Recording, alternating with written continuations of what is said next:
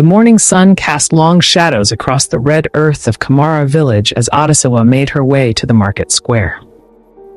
At 28 years old, she carried herself with the confidence of someone who had seen the world beyond the borders of their ancestral home. Her 7 years studying medicine in the capital had transformed her from the wide-eyed village girl into a woman of science, a woman who believed in what could be proven, measured, and explained.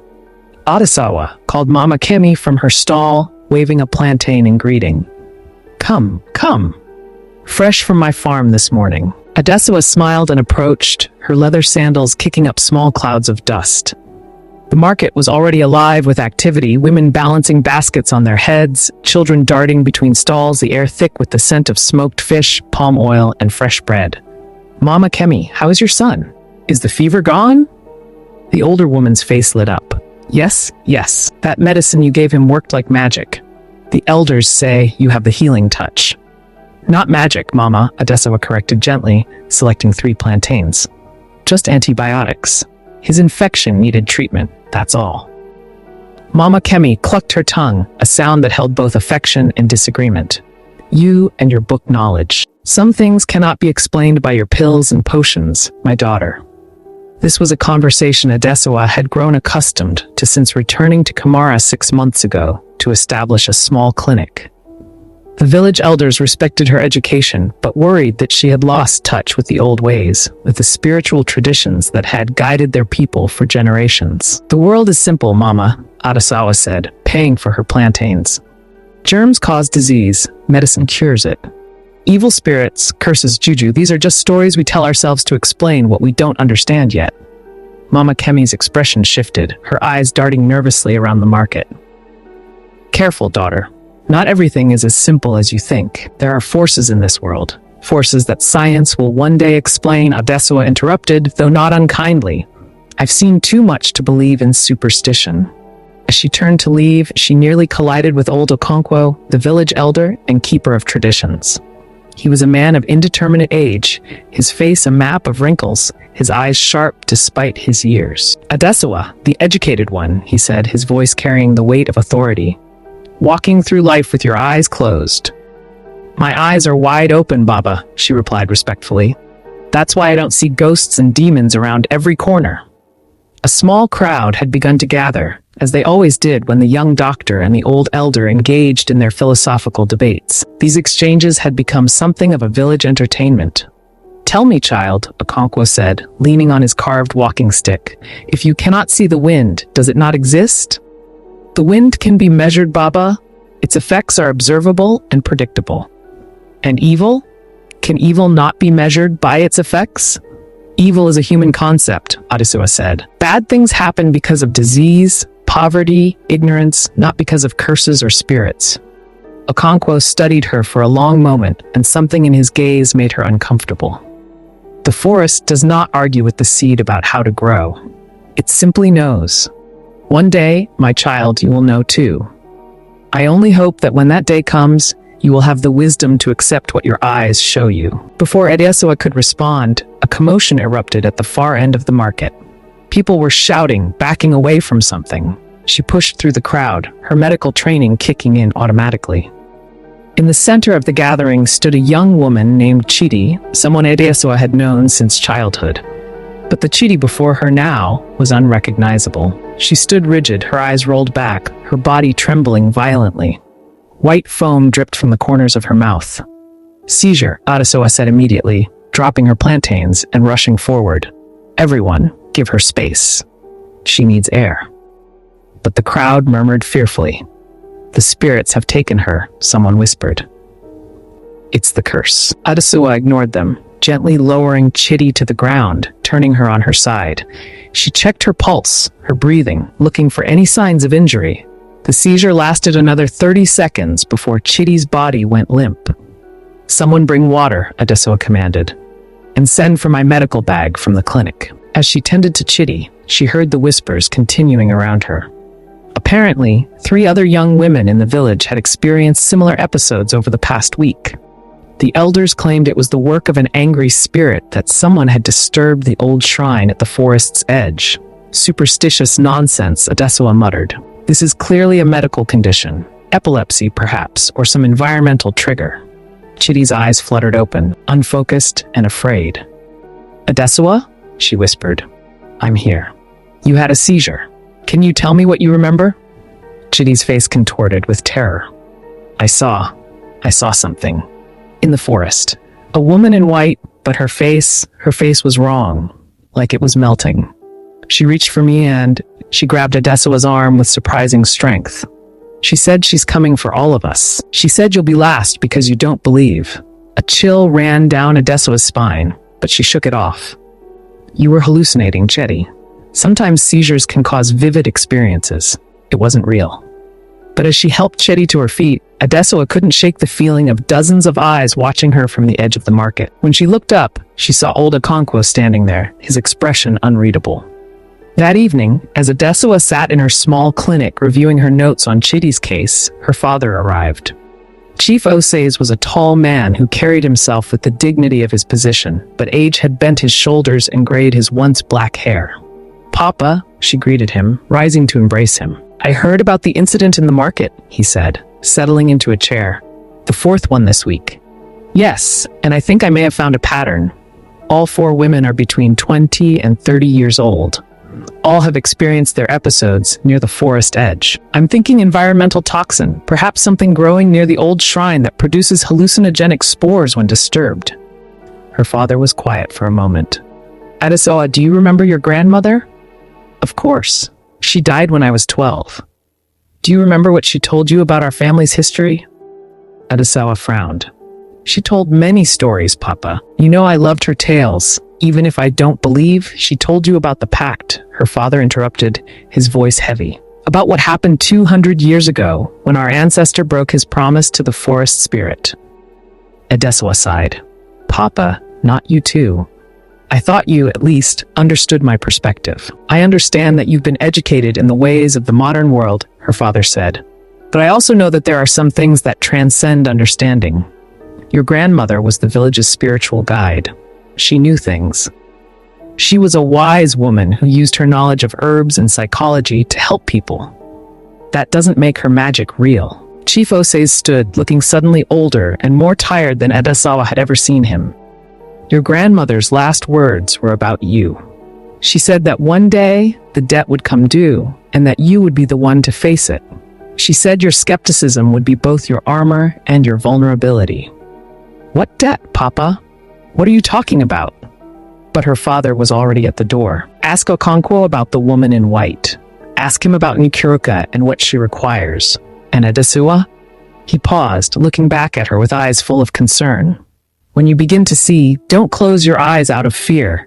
That's when the real danger begins." After he left, Adesuwa sat in the growing darkness of her clinic, her scientific mind warring with the unease that had been building in her chest all day. She pulled out a notebook and began to write case study, mass hysteria in Kamara Village hypothesis, environmental toxin causing neurological symptoms evidence needed, soil samples from forest area, blood work from affected women, psychological evaluation. A knock at the door interrupted her thoughts. It was already past sunset, unusual for visitors. "Come in," she called. A young girl of about 10 entered, her eyes wide with fear. Adesuwa recognized her as Amara, Chitty's younger sister. "Dr. Adesuwa, please come. Chitty is worse. She's saying things, strange things. And there's something else." The girl's voice dropped to a whisper. "She has marks on her arms, like someone grabbed her, but no one was there." Adesuwa grabbed her medical bag and followed Amara through the village. The night had fallen completely now, and the usual sounds of evening, crickets, distant drums, laughter seemed muted, as if the village itself was holding its breath. Chitty's home was a modest compound on the western edge of the village, closer to the forest than most. As they approached, Adesuwa could hear singing, a woman's voice high and clear, but the words were in a language she didn't recognize. Inside, she found Chitty sitting on her sleeping mat, rocking back and forth, her eyes open but unseeing. Around her neck was a necklace of cowrie shells that Adesuwa didn't remember seeing earlier. "Chitty?" Adesuwa knelt beside her, reaching out to check her pulse. The moment her fingers touched Chitty's wrist, the singing stopped. Chitty's head turned slowly toward her, and when she smiled, it was not her smile at all.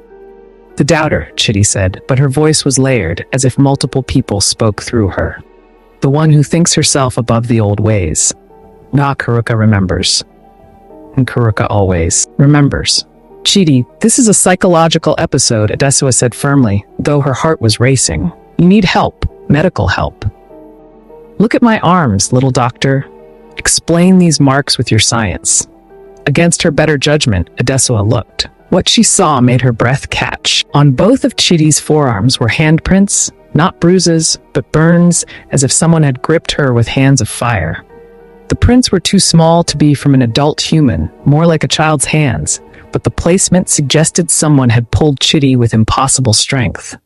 There's an explanation, Adesua said, even as doubt crept into her voice. Chemical burns, perhaps, or perhaps, Chitty interrupted, her voice returning to normal for a moment. You should listen to the elders. This isn't a game, Adesua. She's real. She's been waiting, and now she's awake. Who's awake? Who isn't Kuruka? But Chitty's eyes rolled back, and she collapsed onto her mat, unconscious. Adesua spent the next hour examining Chitty, documenting the marks, taking samples. But as she worked, her mind kept returning to her grandmother's stories, the ones she'd dismissed as folklore. There had been a woman named Nkuruka 2 centuries ago. She'd been the village's most beautiful maiden, promised in marriage to a wealthy chief from a neighboring land. But she'd fallen in love with a young farmer, a man far beneath her station. When her family discovered the affair, they'd forbidden it. In her grief and rage, Nkuruka had fled to the forest and sought out a powerful spirit, offering her soul in exchange for revenge. The spirit had agreed, but with a condition: Nkuruka would have her revenge, but she would never find peace. She would exist between worlds, neither alive nor dead, until the descendants of those who wronged her paid the debt. The story said that Nkuruka had returned to the village on her wedding night, appearing before her intended husband and his family. The sight of her twisted by dark magic, her beauty corrupted into something terrible, had driven 3 people mad. She'd cursed the bloodlines involved, promising that every few generations she would return to collect her due. Adesua had always dismissed it as a cautionary tale about the dangers of forbidden love and pride. But now, sitting beside Chitty's unconscious form, she couldn't help but notice the cowrie shell necklace, the same type that women had worn 200 years ago. This is ridiculous, she muttered to herself. There's a rational explanation. But as she prepared to leave, she noticed something that made her blood run cold. On the wall above Chitty's sleeping area, someone had drawn a symbol in what looked like white chalk. It was a circle with 3 spirals inside, meeting at a central point. Adesua had seen that symbol before in her grandmother's journals, which she'd kept out of sentimentality, but never really read. That night, Adesua returned to her home, a small cottage her father had built for her near his compound. She lit every lamp she owned and pulled out the leather-bound journals her grandmother had left her. The old woman's handwriting was shaky, but clear. Adesua flipped through pages of herbal remedies, birth records, and prayers until she found what she was looking for, a section titled The Return of Nkuruka. The spirit walks every 40 years, her grandmother had written. She comes when the forest shrine is disturbed, when the old pact is forgotten. She takes the young women first, those of marriageable age, as punishment for what was done to her. The signs are always the same: seizures, visions, marks upon the skin. She appears as a woman in white, but her face is corruption itself. Only one thing can stop her: the blood of the one who does not believe must be freely given at the place of her death. The skeptic must become the believer, must acknowledge the spirit world's power. Only then can Kuruka be laid to rest for another generation. Adesua closed the journal, her hands trembling. This is mass hysteria, she said aloud. Suggestion and fear creating physical symptoms. That's all. But even as she spoke, she heard it, a woman singing, the same melody Chitty had sung earlier. It came from outside, from the direction of the forest. She went to her window and looked out. The village was dark, everyone asleep. But there, at the tree line, she saw a figure in white, standing perfectly still. Adesua's scientific mind screamed that it was just someone playing a prank, capitalizing on the village's fear. But her body reacted with primal terror, her legs trembling, her breath coming in short gasps. The figure raised one arm, pointing directly at her window. Then it was gone. Adesua spent the rest of the night with all her lamps burning, telling herself over and over that there was a rational explanation. But sleep wouldn't come. Every shadow seemed to move. Every sound made her jump. When dawn finally broke, she was exhausted but determined. She would prove that this was all explainable by science. She would show the village that fear, not spirits, was their enemy. She had no idea how wrong she was. The next morning, Adesawa stood before the village council, her medical bag at her side and a determination in her eyes that masked her exhaustion. The council room was the largest structure in Kamara village, its walls decorated with ancestral masks and ceremonial cloths. The 7 elders sat in a semicircle, with old Okonkwo at the center and her father to his right. "I've requested this meeting to address the recent medical incidents," Adesawa began, her voice steady. "For women have now experienced seizure-like episodes. I believe we're dealing with an environmental contaminant or infectious agent, not a supernatural curse." Elder Namdi, a stout man with tribal marks across his cheeks, shook his head. "You speak of medicine, but you ignore what we all know to be true. The women have been touched by Nkaruka. With respect, Elder, I've examined all 4 women. Their symptoms are consistent with temporal lobe epilepsy, possibly triggered by exposure to a neurotoxin. I'm proposing we evacuate the affected areas and conduct proper testing." "Testing?" Okonchio said softly. "Tell me, Adesawa, did your tests explain the marks on Chidi's arms? Did they explain why all 4 women described the same vision? A woman in white with a corrupted face?" "Shared trauma can cause similar hallucinations," Adesawa countered. "And the marks could be self-inflicted during seizure episodes. I've documented cases. Come with me," Okonkwo interrupted, rising from his seat. "All of you. It's time the doubter saw what she refuses to believe." The elders and Adesawa followed Okonkwo through the village and toward the forest edge. Adesawa's father walked beside her, his expression troubled. "Papa, what is he going to show me?" she whispered. "The shrine," he replied. "The place where Nkaruka died." They walked for 20 minutes, the path becoming rougher as they moved deeper into the forest. The air grew cooler, and the sounds of the village faded behind them. Finally, they emerged into a small clearing. At the center stood the remains of an old shrine, a structure of stones arranged in a circle with carved wooden posts at 4 cardinal points. But something was wrong. The stones had been disturbed, scattered across the clearing. One of the wooden posts was broken and the ground around it looked recently excavated. "Who did this?" Adesawa asked. "That," Okonkwo said, "is what we've been trying to determine. Someone came here 2 weeks ago. They dug up the earth where Nkaruka's body was buried. They took something." Adesawa knelt to examine the disturbed earth. Her rational mind cataloged what she saw: fresh excavation, perhaps done at night, given the lack of witnesses. But there was something else, a smell, sweet and rotten at the same time, like flowers left too long in stagnant water. "This could be grave robbery," she said. "Someone looking for artifacts to sell." "Look closer," Okonkwo instructed. She did, and her breath caught. In the disturbed earth were footprints, small and delicate, like a woman's bare feet. But they didn't lead away from the shrine. They led toward the village, and then simply stopped, as if the person had vanished into thin air. "There has to be an explanation," Adesawa muttered, but her voice lacked conviction. "There is," her father said quietly. "The pact was broken. When the earth over Nkaruka's resting place was disturbed, her spirit was freed." She walks again. Adesawa stood, brushing dirt from her hands. "I don't accept that. Someone is playing a cruel game, using the village's beliefs against them. I'm going to find out who." As they prepared to leave, Adesawa noticed something glinting in the dirt. She reached down and pulled out a small object, a cowrie shell pendant, identical to the ones the 4 afflicted women had been wearing. "Where did they get these?" she asked, holding it up. The elders exchanged glances. Finally, Namdi spoke. "The women say they found them. Each one discovered a pendant on their doorstep the night before their first episode.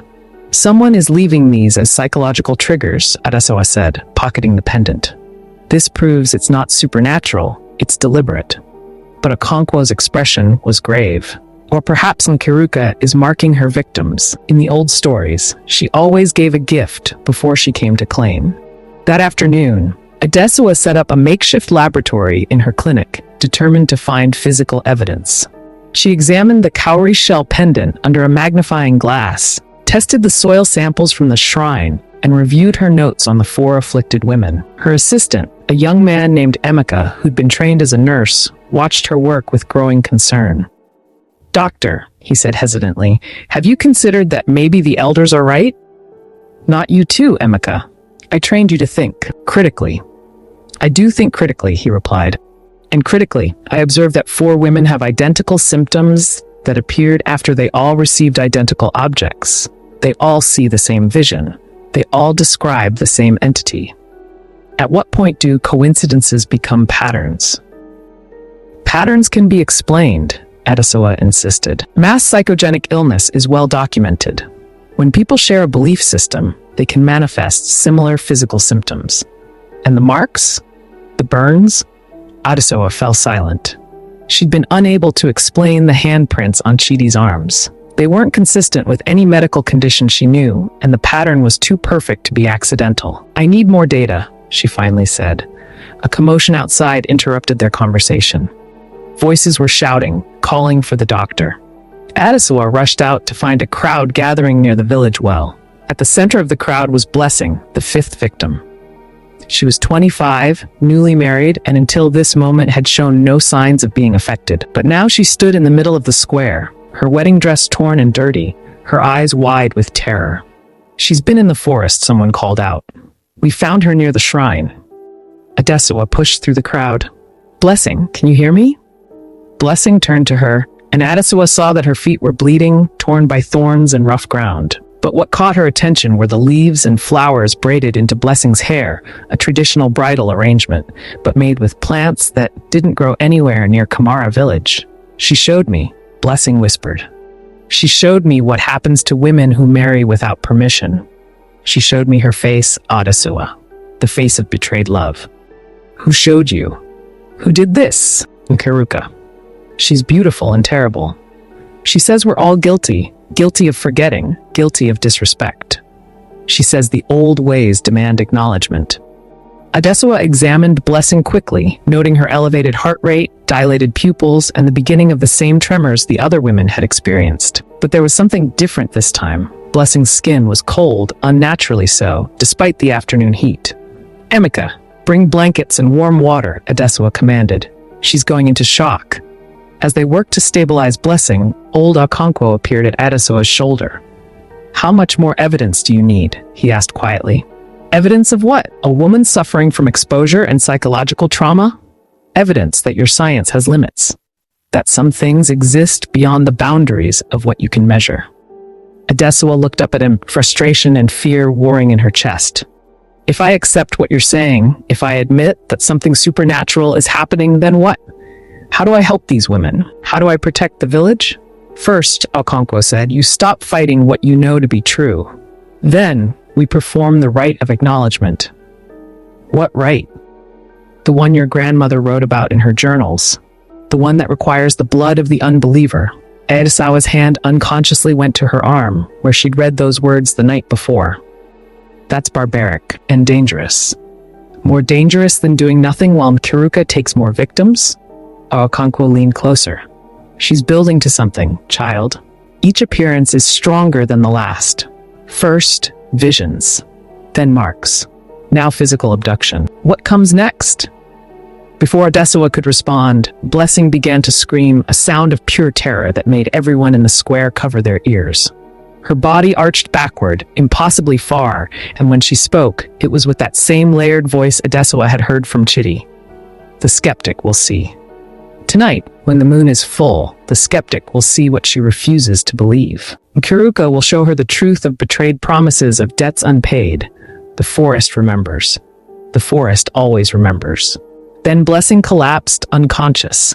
Adesowa worked for hours to stabilize her, administering 4 fluids and monitoring her vital signs.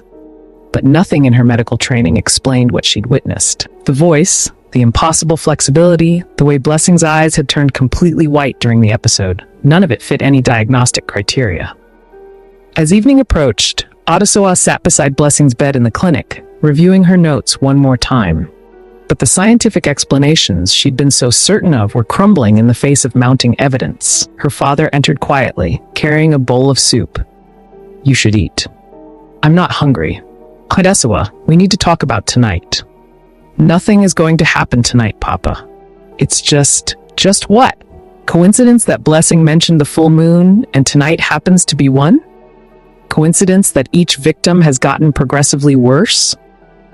You're a scientist. Look at the data in front of you. Adesawa set down her notes, finally meeting her father's eyes. If I accept this, if I believe in Kuruka, then I have to accept that everything I've built my life on is incomplete. That there are forces in the world I can't control or understand. Yes, her father said simply. That's exactly what you have to accept. And it's terrifying, but pretending something doesn't exist won't protect you from it. What do you want me to do?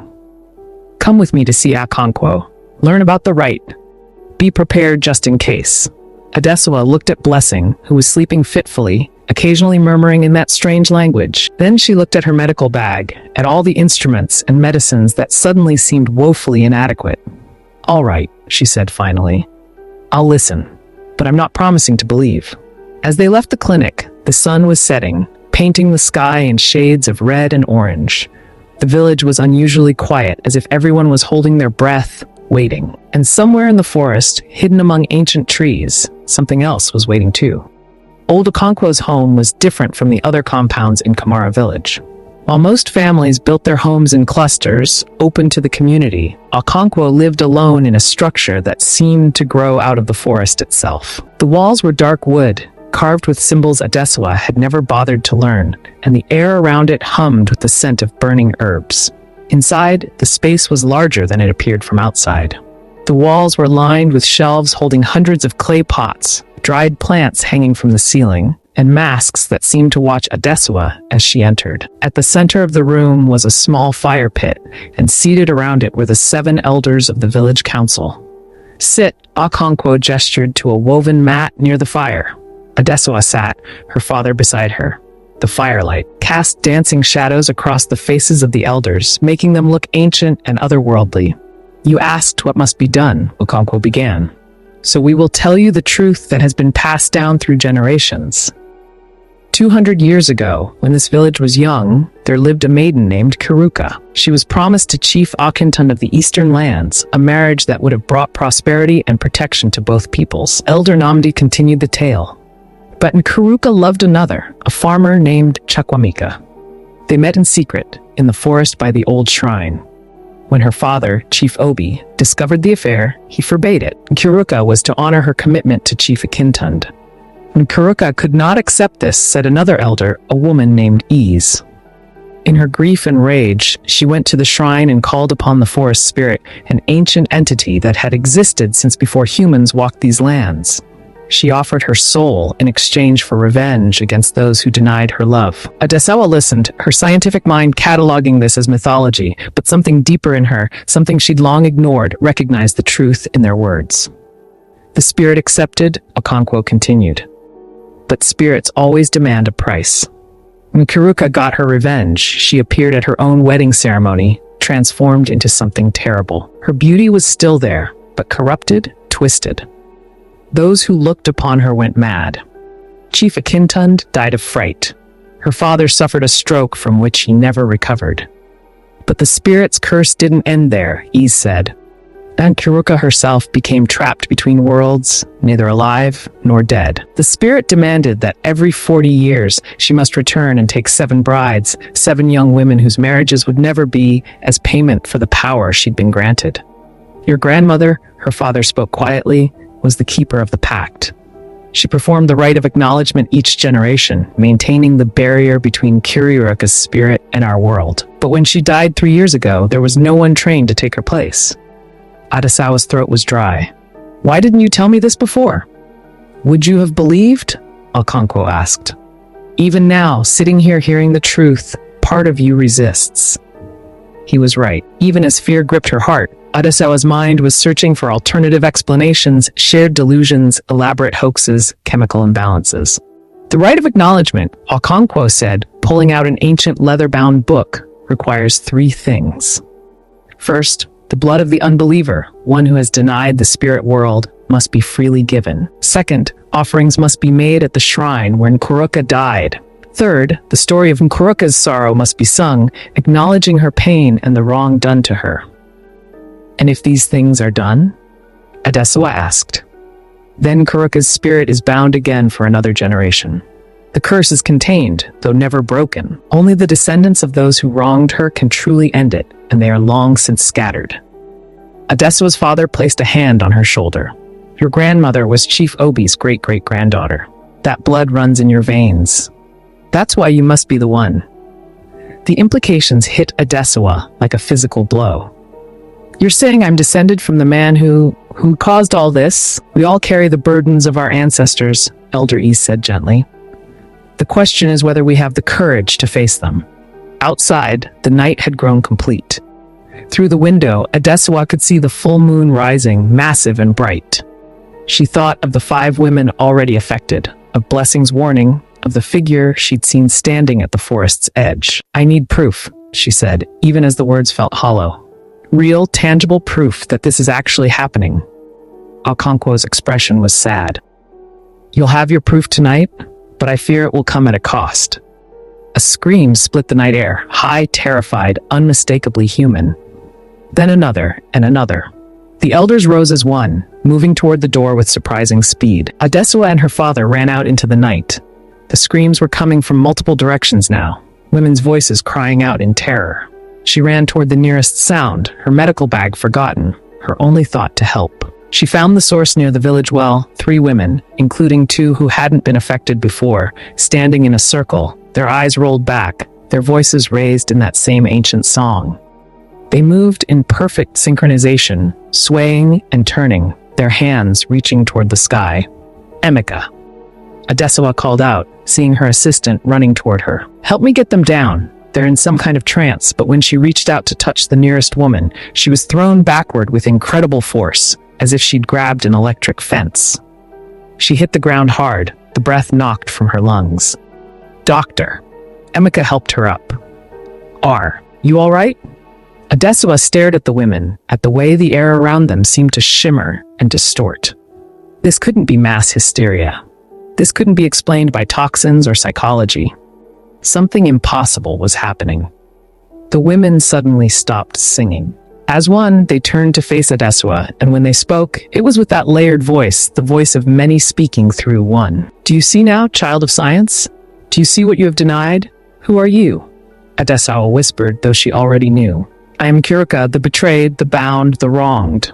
I am the consequence of broken promises and denied love. And you, daughter of Obi's blood, you will acknowledge me. You will see with your own eyes what your ancestors' pride created. The 3 women collapsed simultaneously. Adesewa rushed to check their pulses, her hands shaking. They were alive, but barely conscious, their skin cold despite the warm night. Get them to the clinic, she ordered Emeka. All of them. Now!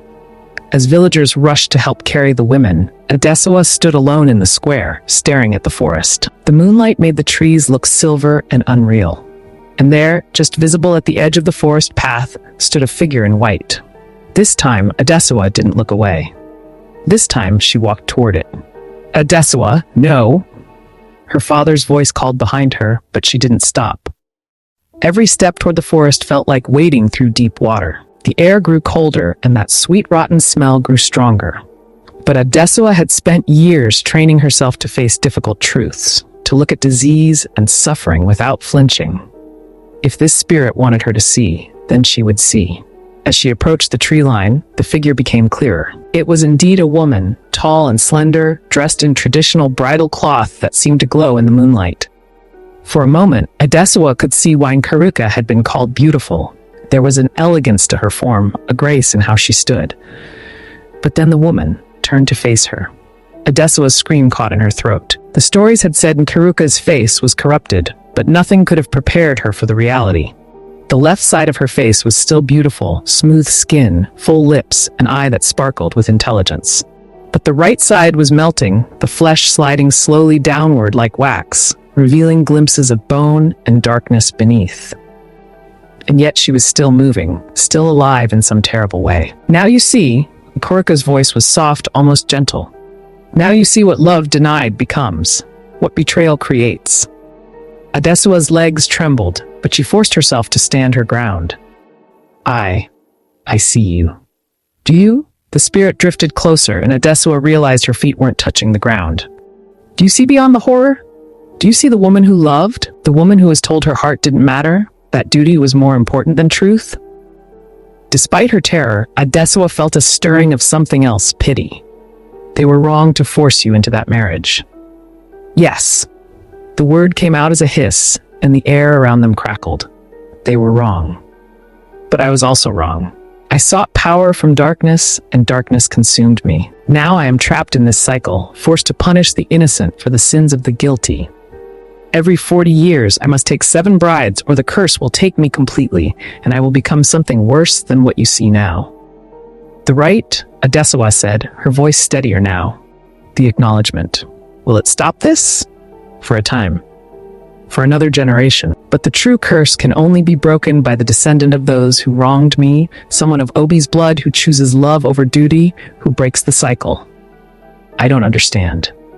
Kurika's corrupted face twisted in what might have been a sad smile. You will. But first, you must acknowledge. You must admit to your science, your education, your rational mind, they are not the whole truth. You must bow to what you cannot explain. Every fiber of Adesua is being rebelled against this. To admit that she'd been wrong, that the elders were right, that the world contained forces beyond her understanding, it felt like betraying everything she'd worked for. If I do this, she asked, will you release the women you've taken? If the rite is properly performed, yes, but it must be done willingly, with true belief. The spirit world knows the difference between words and truth. Adesua thought of the 5 women in her clinic, of their families, of the fear gripping the village. She thought of her grandmother, who had carried this burden alone for so many years. She thought of the price of pride. I'll do it, she said. Tell me what I must do. Dawn was still hours away when Adesua stood at the entrance to old Okonkwo's compound, surrounded by the 7 elders. She had returned from her encounter with Nkurika changed, not in appearance, but in the way she carried herself. The absolute certainty that had defined her was gone, replaced by something more humble and more frightened, but also more open. She spoke to you, Okonkwo said.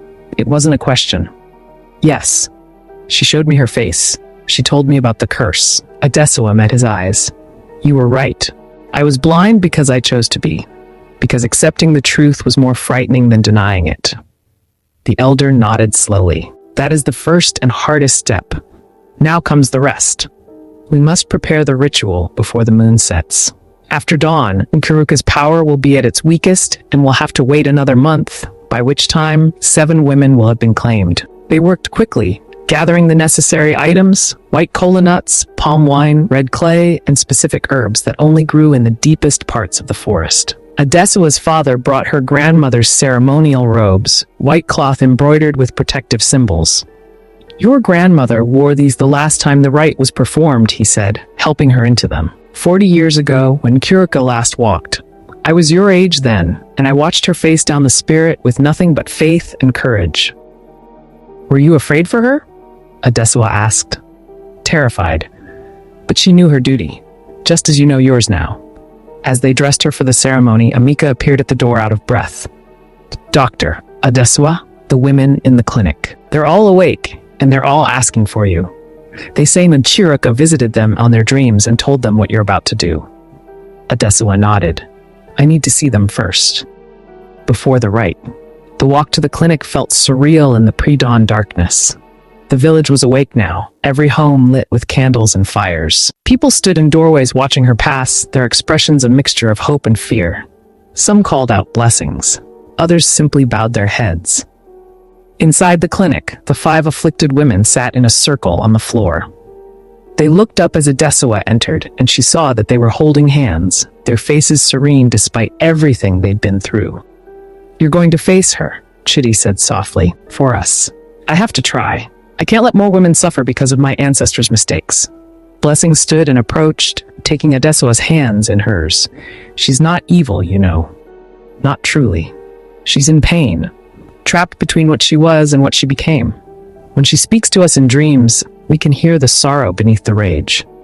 She told you this? She shows us another woman, Adana said. In dreams, we see her memories. The day she learned she was promised to a man she didn't love. The secret meetings with Chukwuemeka in the forest. The choice she made, thinking it would free her, only to realize too late that she'd imprisoned herself forever. Adesewa felt tears prick her eyes. I'm sorry. I'm sorry I didn't believe you. I'm sorry I tried to explain away your pain with science. Science isn't wrong, Chidi said. But it's not complete. That's what Nkiruka wants you to understand. The world is larger and stranger than any one way of knowing can capture.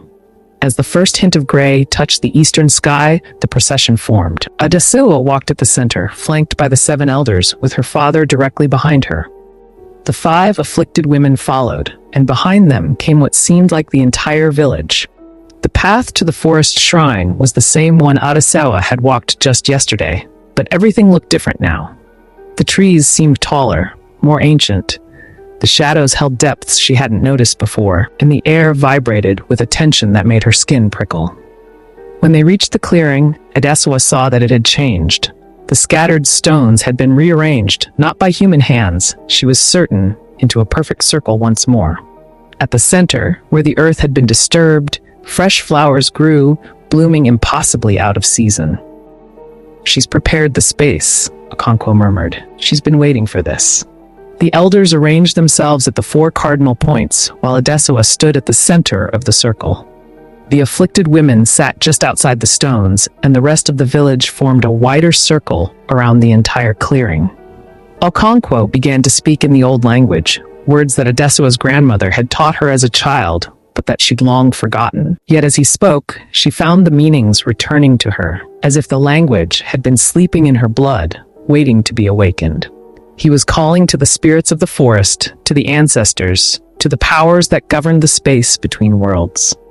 He was asking for permission to perform the rite, to temporarily thin the veil so that acknowledgement could be made and debts could be honored. Elder Ease stepped forward with a calabash of palm wine, offering it to the 4 directions. Elder Namdi scattered kola nuts on the ground, an offering of hospitality and respect. One by one, the elders made their contributions to the ceremony, building a bridge between the physical and spiritual realms. Finally, it was Adesewa's turn. Okonkwo handed her a small knife, its blade glinting in the growing light. You must offer your blood freely, speak the words of acknowledgement, and then sing the song of Nkiruka's sorrow. Do you remember the melody your grandmother taught you? Adesewa nodded. She'd hated those lessons as a child, considered them a waste of time when she could be reading her science books. But her grandmother had been insistent, and now she understood why. She held the knife over her left palm, her hand steady despite her fear. I, Adesewa, daughter of Ose's, descendant of Chief Obi, acknowledge the spirit world. I acknowledge Nkiruka, the betrayed bride, the wandering spirit. I acknowledge the wrong done to her by my ancestor, the debt unpaid, the sorrow unhealed. The knife bit into her palm, and blood welled up, bright red in the dawn light. She let it drip onto the flowers at the center of the circle. The moment her blood touched the earth, the world changed. The colors became more vivid, the sounds more clear. The boundary between the clearing and the forest seemed to dissolve, and Adesewa could see things she'd never noticed before. Lights dancing between the trees, shadows that moved with purpose, the shimmer of existence itself. And in the center of it all, manifesting from the flowers and blood, was Nkiruka. But this time, she appeared as she had been before the curse, young and beautiful, whole and human. Tears streamed down her face as she looked at Adesewa. You see me, she whispered. You truly see me. I see you, Adesewa replied. And I'm sorry. I'm sorry for what was done to you. I'm sorry you've carried this pain for so long. Sing for me, Nkiruka said. Sing the song of my sorrow so that it may be witnessed, so that someone finally understands. Adesewa began to sing. The melody her grandmother had taught her was haunting and old, a song that carried the weight of centuries. The words told Nkiruka's story, her love for Chukwuemeka, her father's betrayal, her desperate choice, and the eternal consequence. As she sang, she poured into it everything she'd learned in the past few days, her own grief at being wrong, her empathy for Nkiruka's suffering, her understanding that love denied becomes poison. The 5 afflicted women joined in, their voices blending with Adesewa's. Then the elders added their deeper tones. Soon, the entire village was singing, hundreds of voices acknowledging Nkiruka's pain, witnessing her story, giving her the recognition she'd been denied for 2 centuries than she'd ever imagined. As they sang, something extraordinary happened. Nkiruka's corrupted form appeared beside her whole one. The spirit showed both what she had been and what she had become. And slowly, as the song continued, the corrupted form began to fade, its power diminishing under the weight of communal acknowledgement. "Thank you," Nkiruka's voice was barely a whisper now. "For 40 years, I can rest. But remember, descendant of Obi, the curse can only truly end when one of your blood chooses love over duty, breaks the cycle of control and obligation that created me. Until then, I will return." "I understand," Adesua said, "and I promise, I'll search for a way to end this completely. I won't let another generation face this without trying to break the curse." Nkiruka smiled, and for a moment she was just a young woman again, grateful to be seen and understood. Then she faded like morning mist, dissolving into the growing daylight. The ceremony space was quiet. Adesua became aware of the pain in her palm, of her own exhaustion, of the weight of what she'd just experienced. She swayed, and her father caught her, holding her steady. "It's done," Okonkwo said, his voice filled with relief. "The rite is complete. The binding will hold." The villagers erupted in celebration, voices raised in joy and relief. The 5 women who'd been afflicted embraced each other, crying and laughing. The fear that had gripped Kamara village for weeks finally released its hold. But Adesua felt no triumph, only a profound sense of change. She'd entered the clearing as one person and was leaving as another. Someone who understood that the world was far more complex, mysterious, and wonderful than she'd ever imagined. The weeks following the ritual passed in a blur of healing, both physical and spiritual. The 5 women who had been afflicted by Nkiruka recovered fully, though they were forever changed by their experience. They spoke of seeing the world differently now, of being able to perceive the subtle energies that most people missed. Adesua's clinic took on a new character. She still practiced medicine, still used her scientific training to diagnose and treat illness, but now she worked alongside the village healers, combining modern medicine with traditional practices. She learned to see her grandmother's herbal remedies not as primitive alternatives to real medicine, but as complementary approaches drawn from centuries of observation and wisdom. Old Okonkwo became a frequent visitor to the clinic, teaching Adesua the deeper meanings behind the symbols she'd ignored all her life.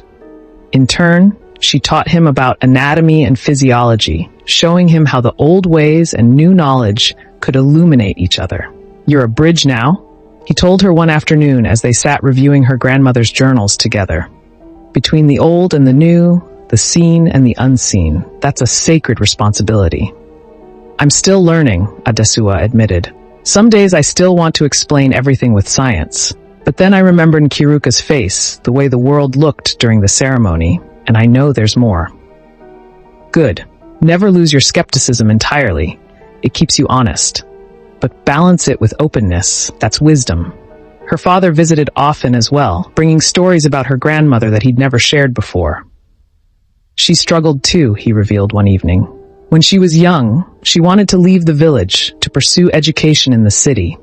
But she stayed because she understood her duty to maintain the barrier. She sacrificed her dreams to protect the village." "Did she resent it?" Adesua asked. "Sometimes, I think. But she also found meaning in it. She said that every generation has to choose between running from responsibility or transforming it into purpose." Adesua thought about those words often in the months that followed. The promise she'd made to Nkiruka weighed on her. To find a way to truly end the curse, not just contain it. But how could she break a 200-year-old supernatural binding? The answer came from an unexpected source. It was 6 months after the ritual when a stranger arrived in Kamara village. He was tall and thin, with gray streaking his hair, and he carried himself with the bearing of an educated man.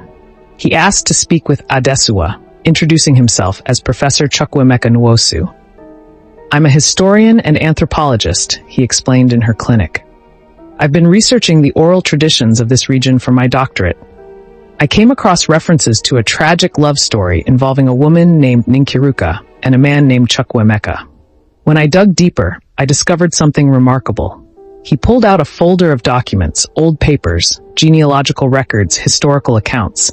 I'm descended from Chukwuemeka, the farmer who loved Nkiruka. After her death, he was driven mad with grief and guilt.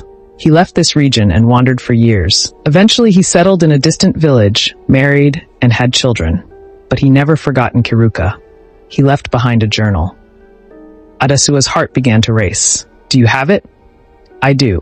And in it, he wrote about the curse. He said that Nkiruka had told him in a vision before she died that the curse could only be broken if a descendant of Chief Obi and a descendant of Chukwuemeka came together in love freely given. Not arranged, not political, but genuine. Their union would heal the original wound, complete the circle that was broken. Adesuwa stared at him. You're saying?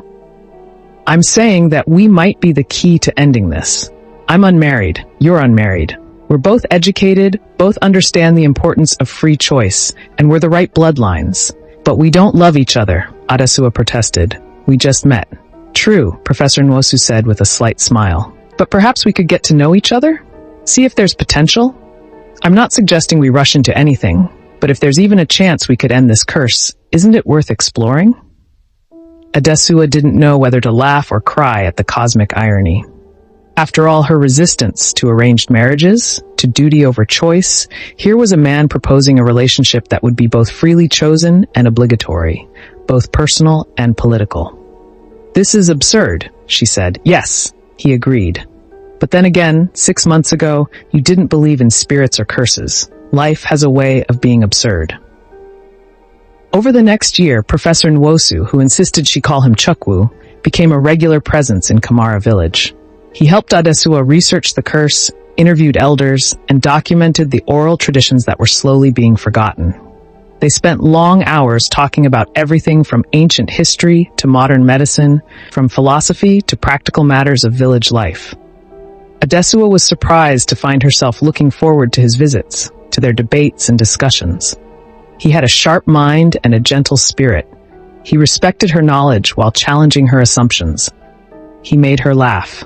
One evening, nearly a year after they'd met, they were sitting by the forest shrine, which had become their favorite spot for quiet conversation. The sun was setting, painting the sky in brilliant oranges and purples. Can I ask you something personal? Chukwu said. Of course.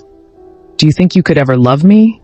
Not because of the curse or duty, but just because. Adesuwa was quiet for a long moment, examining her feelings honestly. I think I already do, she admitted. I've been trying not to because it felt like falling into the same trap that created this mess. But the truth is, you've become my best friend. You've challenged me to grow. You see all of me, the scientist and the spiritual seeker, the skeptic and the believer, and you don't ask me to choose between them. Chukwu reached for her hand. Then let's do this right. Not because we have to, but because we want to. Let's court properly, take our time, and if we decide to marry, it will be our choice. The curse breaking will just be a bonus. Adesuwa laughed, feeling lighter than she had in years. The elders are going to be insufferable about this, you know. They'll say it was destiny. Wasn't it, though? I mean, what are the odds? Don't start that. I'm still a scientist at heart. Yes, but now you're a scientist who believes in spirits. That's the best kind. Their courtship took another year. Chukwu divided his time between the university where he taught and Kamara village. Adesuwa continued her work at the clinic, now training other young people in her integrated approach to medicine. They traveled together sometimes, visiting other villages where similar spirits were honored, learning how different communities balanced tradition and modernity. They disagreed often. Adesuwa was direct, where Chukwu was diplomatic. He was contemplative, where she was action-oriented. But they learned to navigate their differences with humor and respect. Their relationship was nothing like the arranged marriage that had doomed Nkiruka. It was messy and real and chosen. When Chukwu finally proposed, it was at the forest shrine, in the presence of both their families and the village elders. I'm not asking you to save the village or break a curse, he said, kneeling before her. I'm asking you to be my partner in life, whatever that life brings. Will you marry me? Yes, Adesuwa said, tears streaming down her face. 1,000 times yes. The wedding was planned for the 40th anniversary of Nkiruka's last appearance, a deliberate choice made with old Okonkwo's guidance. If the curse was going to be broken, they reasoned, it should happen at the moment when Nkiruka's spirit would normally return to claim new victims. The entire village participated in the preparations. But unlike the rushed political wedding that had been planned for Nkiruka 2 centuries ago, this was a celebration of love freely given. Adesua wore her grandmother's ceremonial robes again, this time embroidered with new symbols, ones representing the union of different knowledge systems, the healing of old wounds. The ceremony took place at the forest shrine, transformed now into a place of beauty rather than fear. Flowers covered the ancient stones. Musicians played both traditional and modern songs. And as the sun set on that significant day, Adesua and Chukwu exchanged their vows. "I choose you," Adesua said, "not because I must, but because I want to. I choose love over duty, partnership over obligation, freedom over control." "I choose you," Chukwu responded, "as Chukwuemeka should have been free to choose Nkiruka. I choose to honor the past by creating a different future." As they sealed their union with a kiss, the air around the shrine shimmered. The villagers gasped as a figure appeared, but this time there was no fear. Nkiruka stood before them, whole and healed, smiling with genuine joy. "The circle is complete," she said, her voice clear and free of the layered echo that had marked her as a vengeful spirit. 2 centuries I have waited for this moment. Now I can rest. Now I can be at peace." She looked directly at Adesua. "Thank you, daughter of Obi, for seeing me, for acknowledging me, and for understanding that love must always be freely given. You've healed not just my curse, but the wound in the world that created it." Then, like morning mist under the sun's warmth, Nkiruka faded away, not into darkness or shadow, but into light. The oppressive weight that had hung over the forest shrine for 200 years lifted completely. The celebration that followed lasted 3 days. But for Adesua, the real victory wasn't the broken curse or even the successful wedding. It was the integration she'd achieved within herself, the ability to hold both scientific knowledge and spiritual wisdom, to be both skeptical and open, to honor tradition while creating something new. 5 years later, Adesua stood in her expanded clinic, now officially recognized as the Kamara Integrated Health Center. It had become a model for other communities, showing how traditional healing and modern medicine could work together. Medical students from the capital came to study her methods. Traditional healers from across the region visited to share knowledge. Her daughter, Nkiruka, named to honor the spirit who had taught them all so much, slept in a carrier on her back as Adesua reviewed patient files. At 3 years old, little Nkiruka already showed signs of her mother's curiosity and her father's thoughtfulness. Chukwu entered, carrying their son Obi, who was just 1 year old. "Ready to go home?" he asked. "Almost. Just finishing these notes." Old Okonkwo shuffled in, now ancient but still sharp-minded. He'd become Nkiruka's godfather and favorite storyteller. "The children are asking for the story again," he said with a smile. "Which story?" Adesua asked, though she knew. "The story of the spirit and the skeptic, of course. Of how their great-grandmother learned to see." Adesua laughed. "Tell them the truth, Baba. Tell them that seeing clearly means keeping your eyes open to all possibilities, even the ones that seem impossible. Tell them that wisdom lies not in choosing between science and spirit, but in understanding how they dance together." "I will. And I'll tell them that evil isn't a simple thing. It's often pain and betrayal, twisted by time and circumstance. That the answer to evil isn't denial, but acknowledgement and healing." As they walked home through the village, Adesua thought about how much had changed since that day in the market when she'd dismissed Mama Kemi's warnings about forces in the world. She'd been so certain then, so sure, that her education gave her all the answers. Now she understood that education was just the beginning of wisdom. True understanding came from being willing to have your worldview shattered and rebuilt, to admit you were wrong, to see what you'd refused to see. The forest shrine had become a place of pilgrimage now. People came from distant villages to meditate there, to pray, to seek healing. The story of Nkiruka, both her tragedy and her release, had become a teaching tale about the importance of free choice, the dangers of treating people as property, and the possibility of healing even the oldest wounds. That night, as Adesua tucked her children into bed, little Nkiruka asked, "Mama, do you think great-great-grandma Nkiruka is happy now?" "I think she's at peace," Adesua replied. "And that's even better than happy." "Will I see spirits like you did?" "Maybe. Or maybe you'll find your own way of seeing the world. The important thing is to stay curious, stay humble, and never stop learning." As she stood in the doorway watching her children sleep, Chukwu came up behind her, wrapping his arms around her waist. "Thinking about the old days? Remembering what I almost missed because I was too proud to believe. If I hadn't been forced to see Nkiruka, if I'd been able to maintain my denial. But you didn't. You had the courage to change your mind, to admit you were wrong. That's the real story, Adesua. Not the curse or the spirits, but your willingness to grow." She turned in his arms, looking up at him. Our story could have ended differently, if either of us had been less willing to take the risk, less open to possibility. But we were willing, and that made all the difference.